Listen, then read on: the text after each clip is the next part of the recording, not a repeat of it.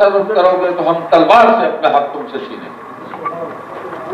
سیدنا معاویہ رضی اللہ تعالیٰ عنہ، جن کو تاریخ جابر حکمران کے طور پر روافض کے اس یہودیانہ اور مجوسیانہ پروپیگنڈے کے تحت ان کو بدنام کرتی ہے، ان کی آنکھیں بند ہو جاتی ہیں، ان کو یہ مثال نظر نہیں آتی کہ حضرت معاویہ رضی اللہ تعالیٰ نے اس آدمی کو کچھ نہیں کہا، ممبر سے اترے، نماز کے بعد جب باہر نکلے تو اپنے اسٹاف سے فرمایا کہ اس بوڑھے کو میرے پاس لے آؤ۔ تو ایک عینی شاہد گواہی دیتا ہے کہ میں دیکھ رہا تھا کہ وہ بوڑھا ساتھ ساتھ چل رہا تھا اور میرے ذہن میں یہ بات آئی کہ پتہ نہیں اس کے ساتھ آج کیا ہوتا ہے۔ چنانچہ ہم پیچھے پیچھے چلتے گئے، حضرت معاویہ رضی اللہ تعالیٰ عنہ اپنی نشست گاہ میں جا کے تشریف فرما ہوئے۔ جب ہم اندر داخل ہوئے تو وہ بوڑھا بزرگ ان کے دائیں جانب بیٹھا ہوا تھا۔ سیدنا معاویہ رضی اللہ تعالیٰ عنہ کی آنکھوں سے آنسو جاری تھے اور آپ نے کھڑے ہو کر فرمایا کہ میں نے حضور صلی اللہ علیہ وسلم سے یہ حدیث سنی تھی کہ وہ حاکم جس کو رعایا میں سے کوئی روکنے ٹوکنے والا نہیں ہوگا، قیامت کے دن جہنم میں وہ اس طرح اچھل کود کرے گا جس طرح بندر اچھل کود کرتا ہے۔ میں تو اپنے ایمان کو توڑ رہا تھا کہ میں ریاست کے حکمران کے طور پر کس درجے پر فائز ہوں، لوگ مجھے روکتے اور ٹوکتے بھی ہیں کہ نہیں۔ فرمایا میں نے 2 جمعوں میں یہ جملہ ارشاد فرمایا لیکن جواب نہیں آیا، میں 15 دن روتا رہا اور اللہ سے استغفار کرتا رہا ہوں اللہ کے سامنے کہ یا اللہ کوئی بولتا ہی نہیں ہے، میں حکمرانوں کے کس درجے پر ہوں۔ آج اس بوڑھے نے مجھے روکا ہے، مجھے ٹوکا ہے، اس نے اعلاء کلمت الحق کیا ہے، اس نے مجھے زندہ کر دیا، اللہ اس کو زندہ کر۔ تو یہ صحابہ کی مثالیں ہیں۔ تو ریاستیں اس طرح چلتی ہیں دوستو، آزمائشیں آتی ہیں، آئیں صحابہ پر آئیں، اور جب سے یہ دین اللہ کی مخلوق کے سامنے پیش ہوا ہے آزمائشیں مسلسل آ رہی ہیں، اور ان آزمائشوں سے اللہ کے دین کو ماننے والے مومنین اور مسلمین، مومنات اور مسلمات ان آزمائشوں کی خطرناک اور صعوبت بھری گھاٹیوں کو پوری ایمانی استقامت کے ساتھ عبور کرتے چلے جا رہے ہیں۔ دین زندہ ہے، یہ زندہ رہنے کے لیے اللہ پاک نے اس دنیا میں یہ نعمت ہمیں عطا فرمائی ہے اور یہ زندہ رہے گا۔ اور آپ ماضی قریب میں چلے جائیں، آج سے 50 سال پہلے، 100 سال پہلے، 200 سال پہلے، اور اس سے پیچھے چلے جائیں، حضرت شاہ ولی اللہ رحمۃ اللہ علیہ کی محنت، آپ حضرت مجدد الفسانی رحمۃ اللہ علیہ کی محنت کو دیکھیں، اور اس پورے خطے کے اندر اولیاء کرام کی دعوت اور تبلیغ کی محنت اور جد و جہد کو دیکھیں۔ آپ شاہ اسماعیل شہید اور امیر المومنین سید احمد شہید رحمۃ اللہ علیہ ان کی محنت اور جد و جہد کو دیکھیں۔ مختلف رنگ ہیں، انداز ہیں، اپنے اپنے حالات کے ساتھ ساتھ یہ لوگ چلتے رہے، یہ شعور کے اعلیٰ درجے پر فائز تھے۔ آپ حاجی امداد اللہ مہاجر مکی کی محنت کو دیکھیں، آپ حضرت مولانا رشید احمد گنگوہی اور حضرت امام محمد قاسم نانوتوی، حضرت شیخ الہند مولانا محمود حسن، مولانا عبید اللہ سندھی، مولانا حسین احمد مدنی، سید عطا اللہ شاہ بخاری، احمد علی لاہوری رحمہم اللہ علیہم اجمعین، آپ ان کی محنت کو دیکھیں۔ کیا یہ پھولوں کی سیج پر بیٹھے ہوئے تھے؟ یہ محلات میں بیٹھے ہوئے تھے؟ انہوں نے اپنی زندگیوں کو جن مشکلات کے ماحول سے کامیابی کے ساتھ گزارا ہے اور عبور کرتے ہوئے قوم کی، مسلمانوں کی، اہل ایمان کی رہنمائی کی ہے، ان کو مایوسیوں کے پاتال سے ان کو اٹھایا اور ان کو کامیابیوں اور کامرانیوں کے تخت پر ان کو بٹھایا۔ انہوں نے وقت کی قربانی دی، انہوں نے مال کی قربانی دی، انہوں نے اپنے ساتھ چلنے والے قافلے کے لوگوں کو، اپنے کارکنوں کو انہوں نے مایوس نہیں ہونے دیا کہ دین مایوسی نہیں دیتا، دین تو کامیابی، کامرانی اور فوز و فلاح کا راستہ دکھاتا ہے، اس دنیا کے اندر بھی اور آخرت کے اندر بھی۔ تو دوستو، قربانیاں ہوتی آئی ہیں، ہوتی رہیں گی، کرنے کے کام کیا، کچھ حکمت، کچھ تدبیر، اس کو جب تک ہم اختیار نہیں کریں گے اس وقت تک ہم اپنی اس جد و جہد کو آگے نہیں بڑھا سکیں گے۔ بنیادی چیز، سب سے پہلی بات خلوص نیت ہے۔ جیسے ہمارے تبلیغی جماعت کے اکابر نے بھی کہا ہے، اور آج جو داعی ہیں، جو دعوت دینے والے ہیں، 6 نمبروں میں 1 نمبر اخلاص نیت بھی ہے۔ یہ بنیادی چیز ہے، جیسے حدیث شریف میں آیا انما الاعمال بالنیات، اعمال کا دار و مدار نیتوں پر ہے۔ تو ہم جس راستے پر چل رہے ہیں، جس مشن کے ہم مبلغ اور مناد ہیں، جو جدوجہد ہم کر رہے ہیں، جس عالی شان نصب العین کو لے کر ہم چل رہے ہیں، اس کی صداقت پر پورا یقین کرتے ہوئے، پورے اخلاص کے ساتھ، اور اللہ سے اپنا تعلق مضبوط سے مضبوط تر کرتے ہوئے، اللہ کے نبی صلی اللہ علیہ وسلم کی محبت، اطاعت اور فرما برداری کے جذبے سے سرشار ہو کر اللہ سے مدد مانگ کر جب ہم چلتے رہیں گے تو اللہ ہماری مدد کرے گا۔ اللہ نے صحابہ کی مدد نہیں کی، اللہ نے اس کے بعد آج تک جو دین کا کام کر رہے ہیں، کرتے آئے ہیں، ان کی مدد نہیں کی، اللہ نے مدد کی ہے۔ اللہ کی مدد پر یقین ہونا چاہیے، اور اخلاص ہوگا تو مدد پوری قوت سے آئے گی اور بے اختیار آئے گی ہمارے سامنے۔ اب اس وقت دیکھیں کہ جناب لاؤڈ اسپیکر پر پابندی، یہ 4 ہارن نہیں 2 لگے، کہیں 1 لگ گیا، کہیں 2 لگ گئے۔ اس فضول کام کی وجہ سے ہمیں اپنے کام کے اندر رکاوٹ نہیں پیدا کرنی چاہیے۔ نہایت واحد کام ہے کہ ہمارے مولوی صاحب جو ہیں وہ لاؤڈ اسپیکر ایمپلیفائر ایکٹ کے تحت گرفتار ہو جائیں۔ انتہائی فضول کام، آدمی نے جیل میں جانا ہے تو بھائی کوئی کام کر کے جاؤ، یہ کیا ہوگا کہ 4 ہارن لائے تو کام پڑ کے جائے گا۔ اور ہماری پولیس ماشاءاللہ وہ اس کا ایک مستقل اپنا ایک کلچر ہے۔ ملتان میں ہماری ایک مسجد، وہ بیچارہ سادہ سا مولوی تھا، اس کو ایمپلیفائر ایکٹ کے تحت گرفتار بھی کیا اور شراب کی 2 پیٹ کے بھی ساتھ ڈالا۔ تو یہ آزمائشیں ہیں، اس سے ہم نے گزرنا ہے۔ کیسے گزرنا ہے؟ اس پر حسنہ ہمارے سامنے، صحابہ کا عمل ہمارے سامنے، اجماع امت ہمارے سامنے، ہمارے اکابر اور بزرگوں کی محنت، برے سے برے ماحول کے اندر بھی، انتہائی مظالم اور مصائب کے ماحول کے اندر بھی وہ پوری استقامت کے ساتھ وہ اس سے نکلے ہیں، اور اپنے قافلے کو بھی ساتھ لے کر نکل گئے۔ تدبیر کی ضرورت ہے۔ ایک تدبیر تو یہ ہے کہ ہماری قیادت، ہمارے جو بڑے ہیں وہ ایک سطح پر ایک کام کو کر رہے ہیں۔ ظاہر بات ہے کہ جس سطح پر وہ بیٹھے ہیں، جس سطح پر کام ہے، اس کے اپنے تقاضے، اس کا اپنا ایک ماحول ہے، اور وہ کیا ہے کہ حکمرانوں تک دین کی دعوت پہنچائی ہے۔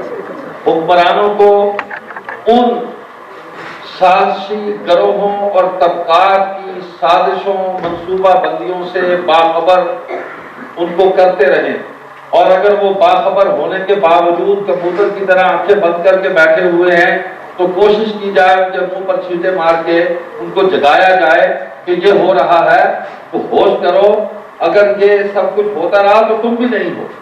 تو یہ شعور ان کے اندر بیدار کرنے کی ضرورت ہے۔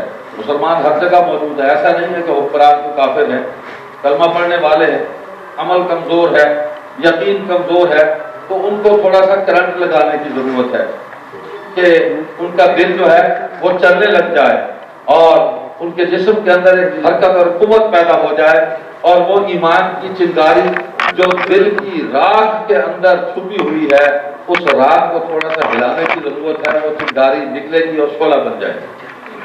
تو وہ اس سطح پہ ایک کام ہے، وہ ہو رہا ہے، اور وہاں اس ماحول میں قادیانی گروہ جو اسلام اور مسلمانوں کا سب سے بڑا دشمن گروہ ہے، حکومت کو اس کی سازشوں سے باخبر کرنا، اور یہ کام ہو رہا ہے۔ الحمدللہ ہمارے اکابر جو ہیں وہ پوری اپنی شعوری محنت کے ساتھ اس کام کو سر انجام دے رہے ہیں۔ دوسرا کام، مسلمانوں کو، عام مسلمانوں کو، عوام کو قادیانیوں کے بارے میں معلومات فراہم کرنا، ان کو باخبر کرنا کہ یہ ان کے عقائد ہیں، یہ ان کی سازشیں ہیں، یہ اسلام، مسلمانوں اور وطن کے خلاف یہ کچھ کرتے آئے ہیں، یہ ان کا ماضی ہے، یہ ان کی تاریخ ہے۔ اور آج میں چیلنج کرتا ہوں قادیانی جو دوست ہیں، میں ان کو بھی یہ بات پہنچانا چاہتا ہوں کہ آپ اپنی تاریخ کا خود مطالعہ کر لیں۔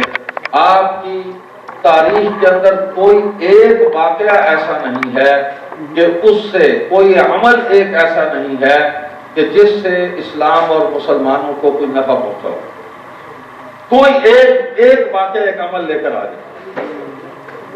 مرزا قادیانی جو ان کے مذہب کے بانی تھے، اسی سے آپ شروع ہو جائیں کہ اس نے برٹش امپائر کی غلامی کی ہے. اس نے ایک طرف علماء وہ مزاحمت کر رہے تھے وطن کی آزادی کے لیے، جیسے مولانا راشدی مدد اللہ آپ کو بتا رہے تھے، حضرت موسیٰ علیہ السلام نے فرعون سے پہلا مطالبہ یہی کیا کہ قوم کو آزادی دو، اور یہ جو فرعونیت تم نے برپا کر رکھی ہے اس کو ختم کرو، آزادی دو ہمیں.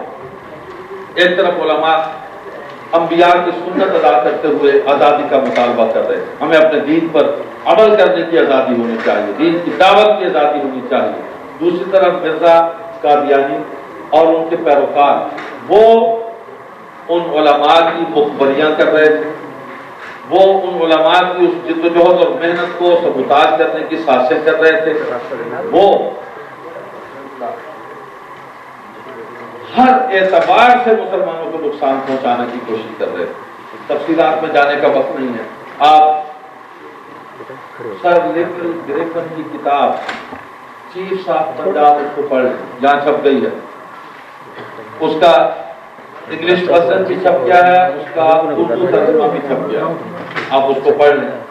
آپ پنجاب احتجاج اس کو پڑھ لیں آپ، کہ جن لوگوں نے ان کو یہاں پر پیدا کیا تھا، جن مقاصد کے تحت وہ خود بتلا رہے ہیں کہ یہ ہماری پیداوار ہے. ایک تو وہ بتلا رہے ہیں، کہنے والا کو کہہ سکتا ہے کہ قادیانی دوست کی بات کہہ سکتا ہے کہ جناب یہ تو انگریز نے کہا ہے، انگریز نے ہم پر الزام لگایا کہ ہم اس کی پیداوار ہیں. ہم کہتے ہیں ہم آپ کا سوال سنتے، لیکن جواب سنیے. خود مرزا قادیانی نے اپنی کتابوں میں خود لکھا کہ میں انگریز کا خود کاشتہ پودا ہوں. اٹھا لیجیے روحانی خزائن کو، اٹھا لیجیے، تو پتہ نہیں روحانی خزائن ہیں یا نہیں، لیکن اس کو اٹھا لیجیے. آپ مجموعہ اشتہارات اٹھا لیجیے، آپ کو اس میں یہ ساری باتیں مل جائیں گی کہ میرے دادا نے، میرے باپ نے، میرے بھائی نے کس طرح تمہاری خدمات انجام دی ہیں، اور تم ہم پر مہربانی کرو، ہم تم پر مہربان ہیں. تو یہ ایک ماحول تھا. میں نے کل بھی عرض کیا کہ خلافت عثمانیہ کا خاتمہ ہوا، انہوں نے گھی کر چراغ جلائے قادیان کے اندر.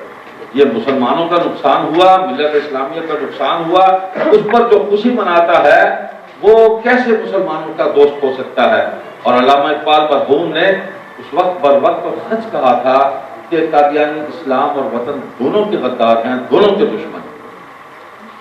ہم اس بات کو لے کر چلتے تھے تو ہم پر، ہمارے اکابر پر مصائب کے پہاڑ توڑے گئے، ستم کیے گئے، راستہ روکا گیا. لیکن جب اقبال نے کہا تو بات کچھ اور ہو گئی کہ اس طبقے تک بات پہنچ گئی جہاں ہماری بات نہیں پہنچ رہی تھی، اور ہمارا مقصود بھی یہی تھا کہ یہ بات وہاں پہنچے. آپ حیران ہوں گے، شیخ التفسیر حضرت مولانا احمد علی لاہوری رحمۃ اللہ علیہ، انہوں نے اقبال کی اس تقریر کو جو انگریزی میں تقریر تھی اور ان کے بیانات تھے، انہوں نے اقبال کی زندگی میں اس کو 25,000 کی تعداد میں انجمن خدام الدین کی طرف سے چھاپ کر اس کو تقسیم کیا گیا، اور انہوں نے اس طبقے تک پہنچایا اس کو کہ جو یونیورسٹائز طبقہ تھا، جس کا تعلق کالج اور یونیورسٹی سے تھا، جس کا تعلق مدرسے سے نہیں تھا، لیکن ان کو باخبر کیا، ان کو شعور دیا ان کو کہ یہ دیکھیں یہ آپ کی یونیورسٹی سے نکلنے والا ایک دانشور ہے، وہ اس تہ تک پہنچ گیا ہے، تم کیسے نہیں پہنچتے؟ اس کو پڑھو، دیکھو لوگ پہنچے. تو جناب والا، آج ایک کام ہم کارکنوں کا ہے کہ ہم لوگوں کو باخبر کریں کہ یہ قادیانی سازش ہے. اور ہر دور میں پاکستان بننے سے پہلے مرزا بشیر الدین کی سازشیں، کشمیر کی تحریک میں اس کی سازشیں، سر ظفر اللہ خان اس کی سازشیں، بیرون ممالک میں پاکستانی سفارت خانوں کو پاکستان کے خلاف سازشوں کا اڈا بنانا اور ارتداد کی تبلیغ کے دفاتر میں ان کو منتقل کرنا، یہ اس نے کارنامہ سر انجام دیا. پاکستان کا نقشہ بن رہا تھا، باؤنڈری کمیشن میں اس نے داخل ہو کے پاکستان کا بہت سارا علاقہ کشمیر سمیت اور یہ گرداسپور، پٹھان کوٹ، اس کو کاٹ کر اس نے رکھ دیا. اسی طرح آگے چلتے ہیں، پاکستان بن گیا، پھر ظفر اللہ وزیر خارجہ بنا، اور پھر اس نے ہمیں نقصان پہنچایا۔ تفصیلات میں کل عرض کر چکا ہوں، اب موقع نہیں ہے۔ پھر مرزا قادیانی کا پوتا مسٹر ایم ایم احمد، وہ اقتصادی کمیشن کے اندر داخل ہوا، یحییٰ خان کا وہ مشیر تھا، اور مشرقی پاکستان کی علیحدگی میں اس نے اہم کردار ادا کیا۔ اور قادیانیوں نے کہا، مرزا ناصر نے کہا کہ اگر، بلکہ احمد احمد نے کہا کہ مشرقی پاکستان، اس نے اپنے ایک رپورٹ میں لکھا کہ اگر مغربی پاکستان سے الگ ہو جائے تو اس سے کوئی فرق نہیں پڑے گا، مغربی پاکستان اور مضبوط اور مستحکم ہوگا۔ یہ ریکارڈ پر ہے یہ بات۔ اور حمود الرحمان کمیشن، آپ اس کی رپورٹ آپ پڑھ لیں، آپ کو ان کے ساتھ سے آپ کے سامنے آ جائیں گے۔ آگے چلیں، ذوالفقار علی بھٹو کا دور آیا، وہ ایک پرانی بوٹی تھی، عزیز احمد، وہ سیکرٹری رہا، سیکرٹری خارجہ رہا، پھر وہ وزیر خارجہ بنا۔ اس نے پاکستان کو جتنا سفارتی سطح پر نقصان پہنچایا، اور بھارت کے ساتھ جس طرح اس نے معاملات طے کیے، مسلسل دورے کر کے اس نے مشرقی پاکستان کے حوالے سے بھی ہمیں نقصان پہنچایا تھا۔ اور اس سے پہلے جنرل عبدالعلی، وہ 2 پہاڑیاں اس نے چھوڑ دی نوشہرہ سے آگے اس طرف چلتی ہے، کہ جو بھارت کے لیے انتہائی اہم تھی، بغیر کسی جنگ کے وہاں سے وہ پیچھے ہٹ گئے اور بھارت نے اس پر آسانی سے قبضہ کر لیا۔ یہ مسلسل ان کی پاکستان وطن کے خلاف، اسلام کے خلاف، مسلمانوں کے خلاف ان کی سازشیں چل رہی ہیں۔ ان کا ہدف ہے کہ کلیدی عہدوں میں پہنچ کر پاکستان کی ریاست کو کھوکھلا کیا جائے۔ یہ ان کا ہدف ہے، ان کا ایجنڈا ہے، اور یہ ان کا اپنا نہیں، ان کے منہ میں دیا گیا ہے۔ جس طرح ان کے منہ میں ان کا پورا نظام دے کر مسلمانوں کے اندر ان کو پلانٹ کیا گیا کہ امت مسلمہ کے اندر انتشار پیدا کیا جائے، امت مسلمہ کے ایمانوں کو لوٹا جائے۔ تو ہماری محنت کے جو محاذ ہیں، ایک محاذ قیادت کا ہے، وہ بلند سطح پر ہے، وہ پارلیمنٹ میں ہے، پارلیمنٹ کے باہر جو پارلیمنٹ سے تعلق رکھنے والے لوگ ہیں ان سے ہے، حکومت کے لوگوں سے ہے، فوج کے ساتھ ہے۔ اس محاذ پر ہمارے اکابر کام کر رہے ہیں۔ ایک محاذ ہمارے علماء کا جو عوام کے اندر موجود ہے، کہ عوام کو باخبر کیا جائے ان کے سارے کردار سے، ان کے عقائد سے، عوام کے ایمانوں کو لوٹنے سے بچایا جائے، ان کو خبردار کیا جائے۔ وہ ایک محنت چل رہی ہے۔ ایک ہمارا محاذ یہ ہے کہ ہم قادیانی جو پیدائشی طور پر قادیانی ہیں ان کو دین کی دعوت دیں۔ یہ بھی تو ہمارا ایک محاذ ہے، ہمارا ایک فریضہ ہے، ان کو دین کی دعوت دیں، ہم اپنا فریضہ پورا کریں کہ آپ آئیں اس نورانی ماحول کے اندر۔ اور الحمدللہ یہ کام بھی علماء سر انجام دے رہے ہیں۔ اور ایک محاذ یہ ہے کہ جو مسلمان قادیانی ہو گئے ان کو دعوت دے کر پھر سے ان کو واپس اس امن اور سلامتی کے ماحول میں، اس ہدایت کی روشنی کے ماحول میں ان کو واپس لایا جائے۔ اور یہ سارے کام بڑے صبر اور تحمل والے کام ہیں، یہ بڑی تدبیر والے کام ہیں۔ ہم نے ریاست سے تصادم نہیں کرنا، ہم ریاست میں رہتے ہیں، اس ریاست سے ہم نفع اٹھا رہے ہیں، ریاست ہمیں بہت کچھ دے رہی ہے، ریاست نے ہمیں عزت دی ہے، ہم ریاست کے شہری ہیں، ریاست کا آئین موجود ہے۔ ہم حکمرانوں سے کہتے ہیں کہ آئین پر عمل درآمد کریں۔ یہ آئین جس کو اب ریاست کے کچھ لوگ بے بنیاد کہہ رہے ہیں، ہم کہتے ہیں اس کے اندر بنیادیں طے ہیں کہ پاکستان کا آئین جو ہے اس کے اندر سپریم لا، قرآن و سنت سپریم لا ہے اس کے اندر۔ تو اس بنیاد پر آئین کا کوئی بھی اس کی کوئی دفعہ، کوئی شق خلاف اسلام نہیں ہوگی، اور اگر کوئی اس کا حصہ اسلام سے ٹکراتا ہے، یہ آئین میں طے ہے کہ اس کو اسلام کے سانچے میں ڈھالا جائے گا اور اس کی اصلاح کی جائے گی۔ نظریاتی کونسل موجود ہے، اس کو اپنا آئینی اور قانونی کردار ادا کرنے دیا جائے، اس کو بااختیار کیا جائے، اس کی سفارشات پر عمل درآمد کیا جائے، اور پاکستان کے اندر ارتدادی سرگرمیوں کو آئین کے مطابق روکا جائے، کہ جو خلاف اسلام ہے، جو مسلمانوں کے ایمانوں کو لوٹنے کی سازشیں ہیں، اس کو روکا جائے، اس لٹریچر کو ضبط کیا جائے، اور اس کے چھپنے کے تمام ذرائع جو ہیں ان کو سر بمہر کیا جائے۔ اور ہمیں دین کی اس دعوت دینے کے لیے جو ہم مثبت انداز میں چل رہے ہیں، ہم کسی سے ٹکراؤ چاہتے ہی نہیں، ہم کیوں ٹکراؤ کریں؟ قرآن سنانے کے لیے کسی ٹکراؤ کی ضرورت نہیں ہے، نماز پڑھنے کے لیے کسی ٹکراؤ اور تصادم کی ضرورت نہیں ہے، نظام زکوٰۃ اپنے ماحول اپنے گھر سے ہم شروع ہو جائیں اپنی سوسائٹی میں قائم کرنے کے لیے، ہمیں کسی تصادم کی ضرورت نہیں ہے۔ یہ وہ بنیادیں ہیں دین کی، ان کو ہم اپنے ماحول کے اندر ہم زندہ کریں۔ دوستو، میں گفتگو طویل کر گیا، مجلس احرار اسلام اس دعوت کو لے کر چل رہی ہے۔ الحمدللہ جناب نگر میں ہمارا مرکز موجود ہے، قادیان کی طرح ہم نے وہاں بھی مرکز قائم کیا، جیسے سب سے پہلے وہاں قائم کیا تھا، تب بھی اکابر کی دعائیں، ان کی سرپرستی، ان کی رہنمائی ہمیں حاصل تھی، ہندوستان بھر کے علماء کی، اور آج بھی ہمیں علماء کی سرپرستی اور دعائیں، یہ سعادت اور یہ نعمت ہمیں حاصل ہے۔ وہاں ایک محنت ہو رہی ہے، دعوت کی محنت بھی ہو رہی ہے، مسلمانوں کے ایمانوں کو بچانے کی جدوجہد بھی ہو رہی ہے، اور وہاں سے جب ہم نکلتے ہیں تو پورے ملک میں ہم پھیل جاتے ہیں۔ یہ تھوڑا سا ہی وقت ہے، آزمائش کبھی لمبی نہیں ہوا کرتی، ایک وقت ہے اس کا، وہ نکل جائے گی۔ دین تو ہمیشہ کے لیے آیا، اس نے تو چلتے رہنا ہے۔ دین کو ختم کرنے کے لیے، دین والوں کو راستے سے مکمل طور پر ہٹانے کے لیے، دین کی دعوت تبلیغ اور جد و جہد اس کو ختم کرنے کے لیے کب سے کوششیں ہو رہی ہیں۔ جناب ابلیس علیہ ما علیہ وہ لگے ہوئے ہیں اپنے کام میں، اور آج تک لگے ہوئے ہیں، اور اس کے جو کارکن ہیں، جو اس کے کوشچی ہیں، جو اس کے ایجنٹ ہیں، جو اس کے رضاکار ہیں، وہ اپنی ڈیوٹی دے رہے ہیں۔ ہم اللہ کے عاجز بندے ہیں، اللہ کے آخری نبی سیدنا محمد کریم صلی اللہ علیہ وسلم کی امت کے عاجز فرد ہیں، بہت گناہگار ہیں۔ ہم صحابہ کے ماننے والے ہیں۔ جو فرائض ہم فرائض ہوتے ہیں، ہم نے ان فرائض کو پوری قوت کے ساتھ، تدبیر کے ساتھ، حسن کے ساتھ ہمیں ان کو پورا کرنا ہے اور اپنے کام میں لگے رہنا ہے۔ صبح اپنا اپنا ہے، جام اپنا اپنا، تو ہمیں کسی سے مستعار کچھ نہیں لینا۔ ہمیں خطرہ اسی کمیونٹی سے ہے، قادیانی کمیونٹی سے، اس لیے کہ یہ ہمارا تعارف لے کر آگے جا رہے ہیں، ہماری پہچان اور شناخت کو استعمال کر رہے ہیں۔ ہم کہتے ہیں کہ جس طرح ہندو سکھ عیسائی اپنی پہچان کے ساتھ موجود ہیں، تم بھی اپنی پہچان کو الگ بنا لو۔ یہ چند گزارشات ہیں۔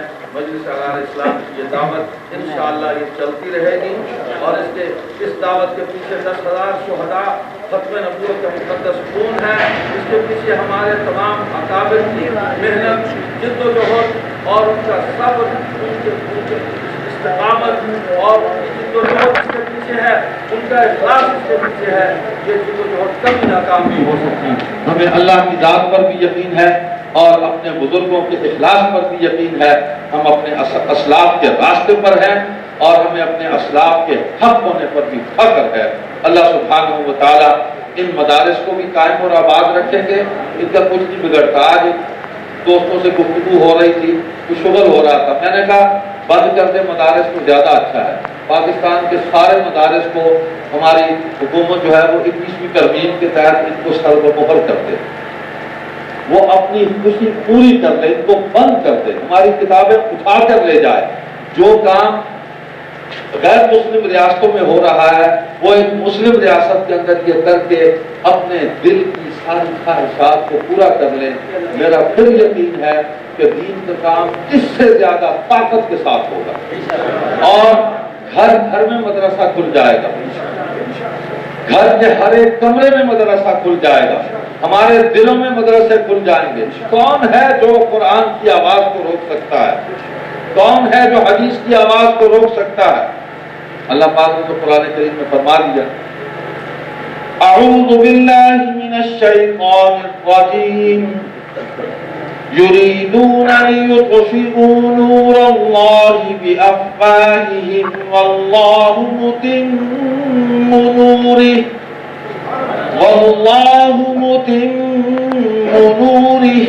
ولو کرہ الکافرون۔ یہ چاہتے ہیں کہ یہ منہ سے پھونکے مار کے یہ اللہ کے اس نور کو، اس روشنی کو بجھا دیں۔ اللہ اس کو پورا کرے گا، اس کو مکمل کرے گا، یہ روشنی ہر جگہ پہنچے گی۔ یہ مارتے رہے پھونکے، اس سے کیا ہوتا ہے؟ پھونکوں سے یہ چراغ بجھایا نہ جائے گا، یہ نہیں بجھتا۔ اللہ سبحانہ و تعالی ہماری اس محنت کو کامیابی سے ہمکنار فرمائے، اور اس ماحول اور اللہ کی نصرت طلب کرتے ہوئے حسن تدبیر کے ساتھ جد و جہد کی توفیق عطا فرمائے اور ہماری حفاظت فرمائے.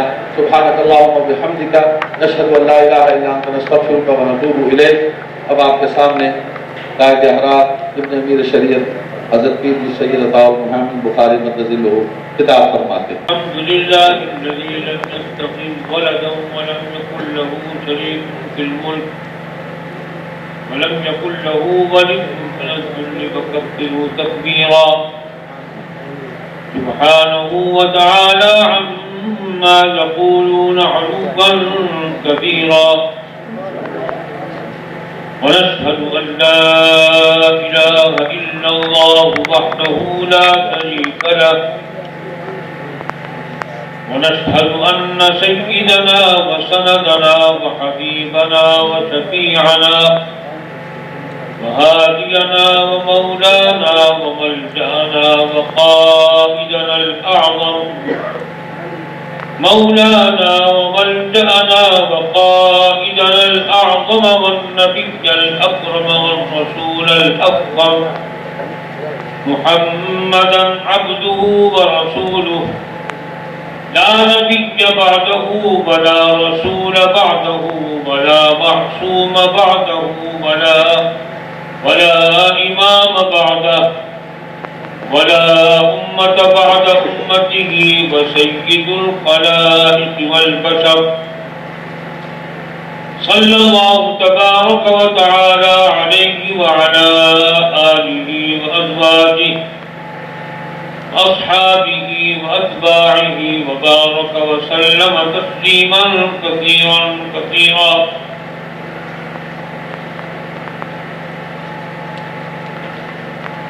أما بعد فأعوذ بالله من الشيطان الرجيم. بسم الله الرحمن الرحيم. إن الذين قالوا ربنا الله ثم استقاموا تتنزل عليهم الملائكة ألا تخافوا ولا تحزنوا وأبشروا بالجنة التي كنتم توعدون. صدق الله مولانا العظيم وبلغنا رسوله النبي الكريم ونحن على ذلك من الشاهدين والشاكرين والحمد لله رب العالمين. ایک بار نماز اور درود پاک عبادت کے لیے تلاوت فرما لیں. اللهم صل على محمد وعلى آل محمد كما صليت على إبراهيم وعلى آل إبراهيم إنك حميد مجيد. اللهم بارك على محمد وعلى آل محمد كما باركت على إبراهيم وعلى آل إبراهيم إنك حميد مجيد. قابل احترام معزز و مکرم حاضرین کرام، حالت اور وقت کے مطابق نظام کو بہت مختصر کر کے سمیٹ دیا گیا ہے.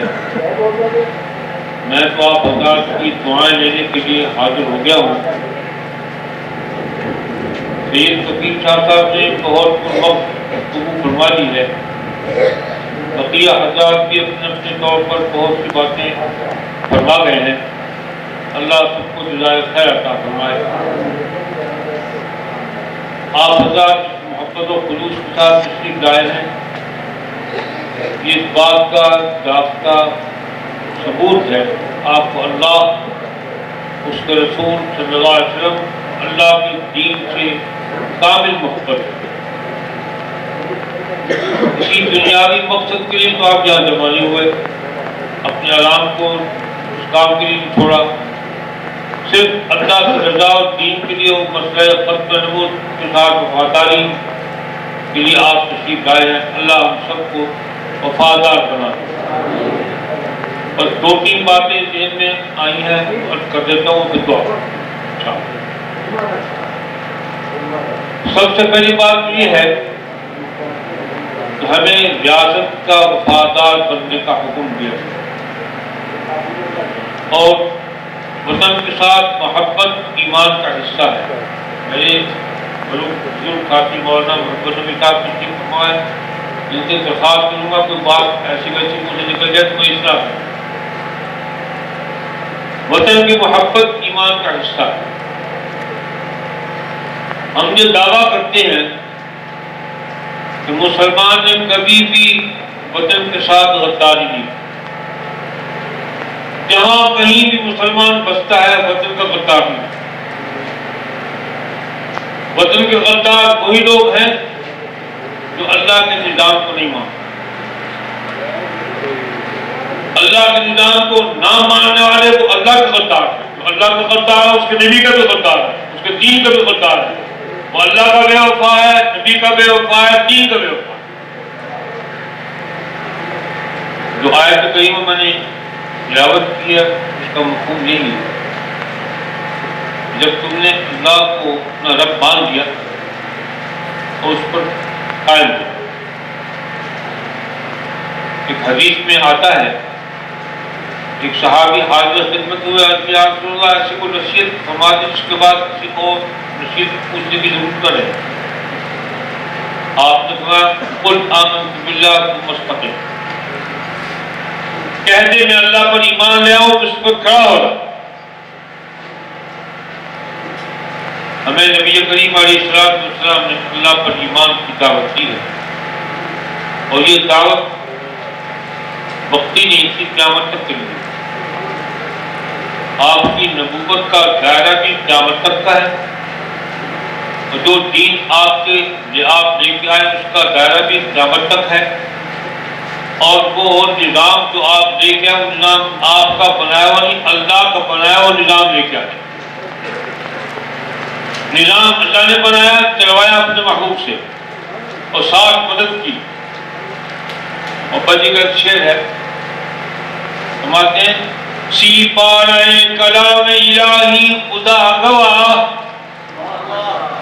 سی پارے کلام الہی خدا گواہ، آہم عبارت زبان محمد صلی اللہ علیہ وسلم۔ 30 پارے اللہ کا کلام ہے، اللہ گواہ اس بات کا کہ اللہ پاک نے اس کلام کا اظہار اپنے محبوب کی زبان سے کروایا۔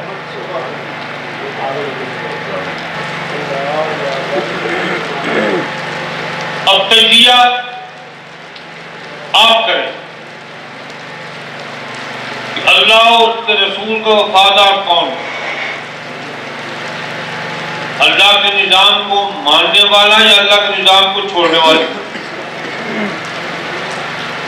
جہاں کہیں بھی دل والا مسلمان بستا ہے، موجود ہے، وہ اللہ کے نظام کو مانتا ہے۔ یہ اللہ کا نظام انسان کا بنایا ہوا نہیں ہے۔ جس نے اللہ کے نظام کو چھوڑا اور انسانی نظام کو اپنے لیے قابل عمل بنا لیا اور قابل فلاح بنا لیا، وہ ہے اصل میں غدار۔ اللہ کا باغی ہے، ملک کا بے وفا وہ ہے، ریاست کا بے وفا وہ ہے، وطن کا غداری وہ کر رہا ہے جس نے اللہ کے نظام کو چھوڑ کے انسان کے نظام کو قبول کر لیا، اللہ کے نظام کو چھوڑ کر انسان کے نظام کو شروع کر دیا، قبول کر دیا۔ ہم استقامت کے ساتھ، یقین کے ساتھ اس بات پر قائم ہیں کہ اللہ کا نظام ہی نجات کا، کامیابی کا، فلاح کا ضامن ہے۔ انسان خود ناقص ہے، اس کی عقل ناقص ہے، اس کا عمل ناقص ہے، اس کا وجود فانی ہے، اس کی بنائی ہوئی چیز کامل نہیں ہوتی۔ اس کو پیدا کرنے والے کا نظام جو ہے وہ نظام نافذ کرنے والا، نافذ کرنے والا خالق ہے، جس کو کبھی موت نہیں آئے گی، کبھی فنا نہیں آئے گی۔ ذالک اللہ ربکم خالق کل شیء، تمہارا رب ہر چیز کو پیدا کرنے والا ہے، اس کو کسی نے پیدا نہیں کیا۔ جو اپنے پیدا کرنے والے کا وفادار نہیں ہے وہ کسی کا بھی وفادار نہیں۔ ہم نے دین کو ایک آئین سمجھ کر قبول کیا ہے، اللہ کا حکم سمجھ کے قبول کیا ہے، اور یہ قبولیت اللہ کی رضا کی علامت ہے، اور جنہوں نے اس کو قبول نہیں کیا ان سے اللہ ناراض ہے، اور اللہ کی ناراضگی سے کامیابی حاصل نہیں ہوتی۔ کامیابی کا دارومدار اللہ کی رضا پر ہے، اور اللہ کی رضا اس میں ہے کہ اس کے احکامات کو قبول کر کے اس پر عمل کیا جائے۔ جیسے حدیث ہمارے تھے، امتحان تو سب پہ آتے ہیں، یہ امتحان کا وقت ہے۔ اس وقت جو سب سے اہم کام یہ ہے کہ جیسے نبی کریم علیہ السلام نے ایک مرتبہ ارشاد فرمایا کہ میری امت پر فتنے ایسے گریں گے جیسے بارش کے قطرے، میری امت پر فتنے ایسے گریں گے کہ بارش کے قطرے گر رہے ہیں۔ سب سے بڑا جو پہاڑ گرا وہ جمہوریت کا ہے، یہ سب سے بڑا فتنہ ہے۔ ایک انسان کا بنایا ہوا نظام خالق کے نظام کے سامنے کھڑا کرتا ہے، مخلوق کھڑی ہو گئی خالق کے سامنے ٹکرانے کے لیے کہ خالق کا نظام ناقص اور مخلوق کا نظام کامل، اس سے بڑی کو بغاوت ہے۔ اس پر نبی کریم علیہ السلام نے ارشاد فرمایا، صحابہ نے یا رسول اللہ پھر بچنے کا طریقہ؟ آپ نے فرمایا ایک ہی طریقہ ہے، اللہ کی کتاب اور میری سنت۔ اس وقت جتنی مضبوطی کے ساتھ اللہ کی کتاب کو اور نبی کی سنت کو پکڑو گے، انشاءاللہ دشمن شکست کھائے گا اور تم فلاح و بہبود کے مینار پر پہنچ جاؤ۔ فلاح و بہبود آپ کا قدم چومے گی، استقبال کرے گی، اور جنہوں نے اس کو چھوڑا حسرت دنیا والا، دنیا بھی تباہ اور آخرت بھی تباہ ہو جائے۔ پاکستان اور مسلمان اس وقت آپس میں نازک مظلوم ہیں۔ وہ پاکستان جس پاکستان کو کلمے کے لیے حاصل کیا گیا تھا، اگر کلمے کے خلاف اور کلمے والے کے خلاف جہاں آئین بنے گا تو یہ پاکستان ترقی نہیں کر سکتا۔ آج توبہ کر لیں حکمران اور عہد کر لیں، جیسے اللہ فرماتے ہیں، اعوذ باللہ من الشیطان الرجیم، بسم اللہ الرحمن الرحیم، ان اللہ اشتری من المؤمنین انفسهم واموالهم بان لهم الجنہ یقاتلون فی سبیل اللہ فیقتلون ویقتلون وعدا علیہ حقا فی التوراة والانجیل والقرآن ومن اوفى بعهده من اللہ فاستبشروا ببیعکم الذی بایعتم بہ وذلك هو الفوز العظیم۔ اللہ کے ہاتھ پہ اٹھاؤ، یہ ساری طاقتیں تمہارے سامنے سرنگو ہو جائیں گی۔ جب تم خالق کے سامنے جھک جاؤ گے تو خالق کے دشمن جو ہے وہ تمہارے سامنے جھک جائیں گے، اور جب تک تم اس پر عمل نہیں کرو گے ایسے ہی بھکاری رہو گے، بھیک مانگتے مانگتے تمہاری زندگی ختم ہو جائے گی اور کبھی بھی تمہیں کامیابی نصیب نہیں ہوگی۔ اللہ فرماتے ہیں تم میرے ہاتھ ڈکٹیشن دیکھو، جمہوریت والوں کا تو خیال ہے نا جہنم کا اور جنت کا، ہمارا عقیدہ ہے، ہمارا عقیدہ خیال نہیں، خیال انسان کی فطرت ہے، اور عقیدہ رحمان کا حکم ہے، نبی کا حکم ہے کہ عقیدہ قائم کرو کہ جنت حقیقت ہے، جہنم حقیقت ہے، اس سے وفا کرنے والے جنتی اور اس سے بغاوت کرنے والے جہنم۔ تم نے جہنمیوں کی اتباع شروع کی ہوئی ہے، لاٹ پی کالے کے نصاب کو تم نے اللہ کے نصاب کے مقابلے میں کھڑا کر دیا، افلاطون کے نظام کو تم نے قرآن پاک کے مقابلے میں کھڑا کر دیا۔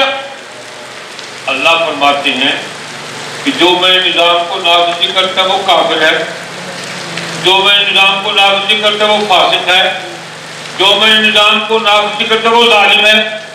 تم نے اپنے آپ کو کافروں کے ساتھ ملا دیا، ظالموں کے ساتھ ملا دیا، فاسقوں کے ساتھ ملا دیا۔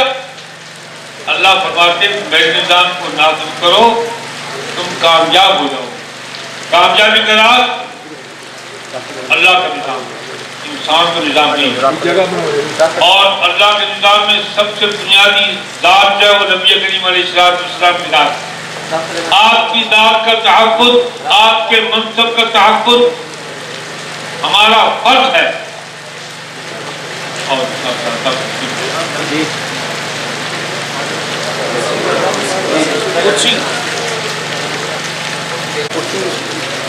باہر ہی ہوگی کتنے جیسے میں نے عرض کیا ہے، صحابی نے عرض کیا، ختم کرتا ہوں بات کو، حضرت تشریف لے آئے، دعا کرائیں گے، موسم بھی گڑبڑ ہو رہا ہے، باتیں بہت کچھ مزید آتا ہے۔ آپ نے فرمایا میری امت پر اتنے ایسے گریں گے جیسے بارش کے قطرے، تو صحابہ نے عرض کیا کہ بچنے کا طریقہ ہوگا کتاب اللہ اور میری سنت۔ قرآن کہتا ہے وَاعْتَصِمُوا بِحَبْلِ اللَّهِ جَمِيعًا وَلَا تَفَرَّقُوا۔